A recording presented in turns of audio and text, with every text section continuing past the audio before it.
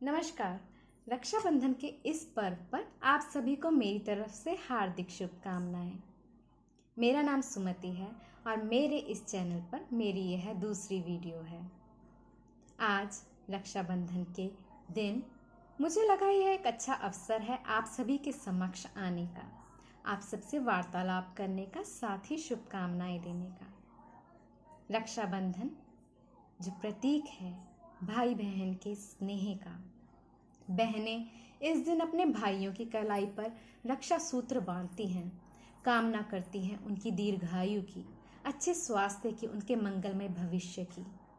भाई भी प्रतिबद्ध होते हैं अपनी बहनों की रक्षा के लिए। जी हाँ, हम सबको यह बात ज्ञात है, पर क्या आपको ज्ञात है किस प्रकार यह पर्व प्रचलन में आया, कब और कैसे यह पर्व मनाया जाने लगा? इस संदर्भ में हमारे ग्रंथों में व्याख्यान मिलते हैं। यह बताते हैं श्री कृष्ण और द्रौपदी के बारे में। जी हाँ, इसकी चर्चा महाभारत में हुई है। इसके अनुसार एक समय जब शिशुपाल के वध हेतु श्री कृष्ण ने अपनी तर्जनी पर सुदर्शन चक्र को धारण किया और सुदर्शन चलाते ही उनकी तर्जनी आहत हो गई, रक्त बहने लगा।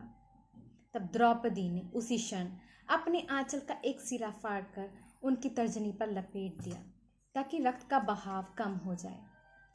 द्रौपदी का यह प्रेम भाव देखते हुए श्री कृष्ण ने उसे वचन दिया, जब भी उसे उनकी सहायता की आवश्यकता होगी या जब भी वह उनका स्मरण करेगी तो श्री कृष्ण स्वयं उसकी सहायता करेंगे। तो यह भी हमें ज्ञात है कि किस प्रकार द्युत क्रीड़ा में युधिष्ठिर के हार जाने के पश्चात जब दुशासन ने द्रौपदी का चीरहरण करने का प्रयास किया, तब श्री कृष्ण ने उसकी सहायता की, उसकी लाज की रक्षा की। अब हमारे इतिहास में इस रक्षा सूत्र के महत्व के बारे में भी कई कथाएं वर्णित हैं। उनमें से एक मुख्य कथा है राजा बलि की। राजा बलि जिनकी गणना महादान वीरों में की जाती है। एक समय श्री विष्णु छोटे से वामन देव का अवतार लेकर राजा बलि के पास पहुंचे। उनसे मांगी दान में 3 पग भूमि। राजा बलि को ज्ञात था कि यह स्वयं श्री विष्णु ही हैं जो उसकी परीक्षा हेतु आए हैं, परंतु परिणाम की चिंता ना करते हुए उसने उन्हें वचन दिया।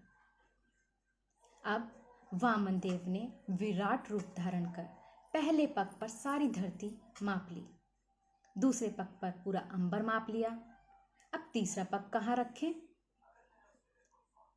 राजा बलि ने उनके तीसरे पग के लिए अपने शीश को उनके चरणों पर रख दिया। वामन देव ने उसके शीश पर जैसे ही पांव रखा तो राजा बलि पाताल में समा गए। राजा बलि की दानवीरता और भक्ति भाव को देखते हुए श्री विष्णु ने उन्हें वरदान मांगने के लिए कहा। राजा बलि ने उन्हें अपने साथ पाताल में निवास करने को बोला। अपने वचन को पूरा करने के लिए श्री विष्णु बैकुंठ धाम को छोड़कर पाताल में चले गए। अब बैकुंठ धाम में श्री लक्ष्मी बहुत परेशान हुई।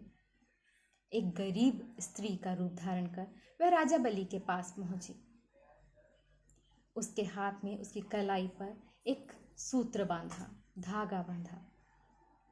राजा बलि बोले, आपने बहन के नाते मेरे कलाई पर यह सूत्र बांधा है, तो आप मांगिए, आप क्या मांगती हैं, मैं आपको वचन देता हूं, मैं पूरा करूंगा।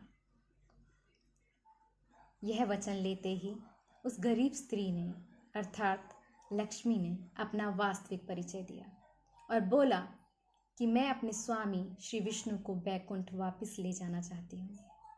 उस रक्षा सूत्र का मान रखते हुए राजा बलि ने श्री विष्णु को जाने दिया।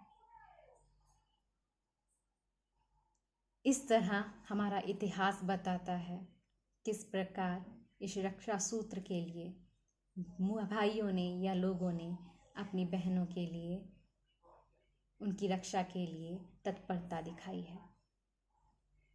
मैं आशा करती हूँ ये जानकारी आपको रोचक लगी होगी। अगर आपको यह वीडियो अच्छा लगा है तो प्लीज़ लाइक बटन को प्रेस कीजिए, चैनल को सब्सक्राइब कीजिए, शेयर कीजिए। आगे भी ऐसी ही रोचक जानकारियों के लिए मिलते रहेंगे। धन्यवाद।